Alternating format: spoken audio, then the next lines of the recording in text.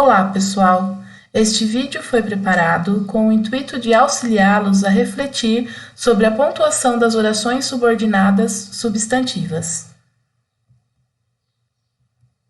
Em um período composto por subordinação, em que há orações subordinadas substantivas, que funcionam como substantivo da oração principal, a pontuação segue as mesmas regras do período simples, para as funções sintáticas a que as orações subordinadas substantivas equivalem, ou seja, sujeito, objeto direto, objeto indireto, predicativo, complemento nominal ou aposto.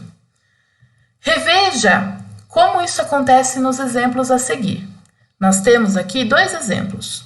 Holmes atendia seus clientes em um ambiente peculiar, um consultório. E um médico tem um método de raciocinar. Trabalha observando e cruzando pistas. Se nós observarmos os dois exemplos, nós vamos ver que no primeiro nós temos um período simples, pois temos apenas uma oração, apenas um verbo. E no segundo exemplo, nós temos um período composto por subordinação. Nós temos uma oração principal, um médico tem um método de raciocinar, o verbo está aqui, e trabalha observando e cruzando pistas. O verbo da oração subordinada está aqui. Observando com mais atenção o primeiro exemplo, nós percebemos aí a palavra ambiente em destaque e a expressão um consultório também em destaque. Um consultório funcionando aí como um aposto, precedido aí pela pontuação, pelos dois pontos, e um aposto da palavra ambiente, porque está especificando que tipo de ambiente é este, que ambiente peculiar é esse. Então, ambiente é o termo a que o aposto se refere. E aí, observando o período composto por subordinação, nós percebemos, então, a oração principal, o médico tem um método de raciocinar, e a oração subordinada substantiva positiva, que também está separada por dois pontos, porque funciona como um aposto de um termo da oração principal, que no caso aí é a palavra método, né? Que é o termo a que o aposto se refere. Observem que em ambos os casos, tanto no período simples como no período composto, nós temos a presença dos dois pontos, né? Que introduz o aposto no período simples e a oração subordinada substantiva positiva no período composto, né?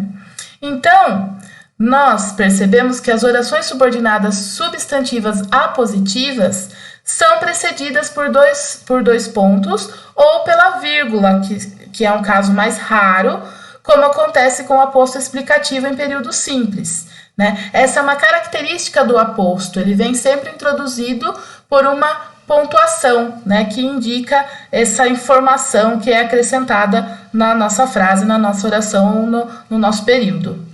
Já as outras orações subordinadas substantivas, a subjetiva, objetiva direta, objetiva indireta, a completiva nominal e a predicativa, não são separadas da oração principal por vírgulas. É uma regra, pois no período simples, esses termos sintáticos, a que elas equivalem, o sujeito, o objeto direto, objeto indireto, complemento nominal e predicativo, não vêm separados por vírgulas do termo ao qual se relacionam, né? É uma regrinha básica se nós pensarmos que sujeito não se separa o sujeito do seu predicado por vírgulas, né? É um erro que às vezes nós cometemos. Eu, vírgula, corri muito. Isso não existe porque nós temos sujeito e o predicado e eles estão relacionados entre si, né? Então, lembrem-se que entre estruturas sintáticas essenciais e integrantes não há separação de seus termos por vírgulas. O que são estruturas essenciais? Sujeito e predicado, e as integrantes são os complementos verbais ou nominais, né? E o predicativo. Veja, eu coloquei aqui para vocês alguns exemplos de frases, né, de orações básicas, né, da sua forma básica. Sujeito, verbo, complemento, né? Então, eu tenho um exemplo aqui. Carla comprou algumas blusas. Carla, o sujeito da nossa oração.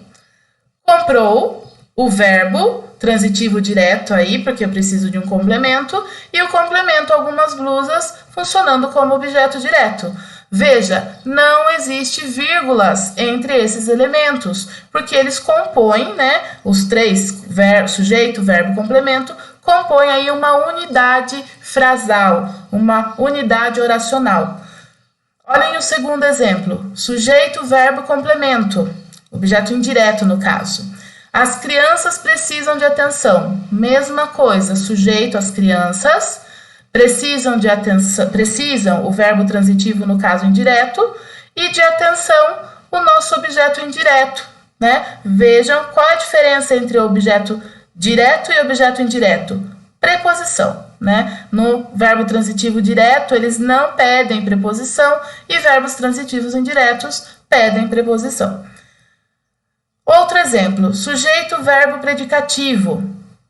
Aqui nós temos o carrinho era verde, né? Nós temos o sujeito, o carrinho, era, nesse caso era, ele é um verbo sem transitividade, né? É um verbo de ligação, que ele liga, né, o sujeito ao seu predicativo e o predicativo, então, a qualidade aí do sujeito. Verde, né, que é o predicativo. Novamente, nessa estrutura, eu não posso ter uma vírgula, né, eu não posso ter uma pontuação que interrompa a unidade da minha oração.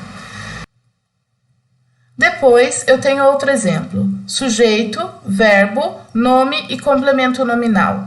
Observem, eu, sujeito da minha oração, tenho verbo transitivo e eu tenho o quê? Interesse.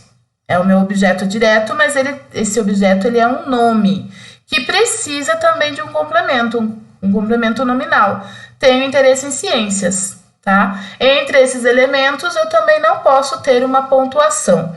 Vejam, todos esses exemplos são exemplos de períodos simples, mas que, quando são transmutados, né, transformados em períodos compostos, também deve manter a mesma estrutura. Se eu tenho um sujeito, um verbo e um complemento, mas esse complemento é toda uma oração que funciona como um substantivo, eu não posso ter uma vírgula aí separando esses elementos. Muito bem?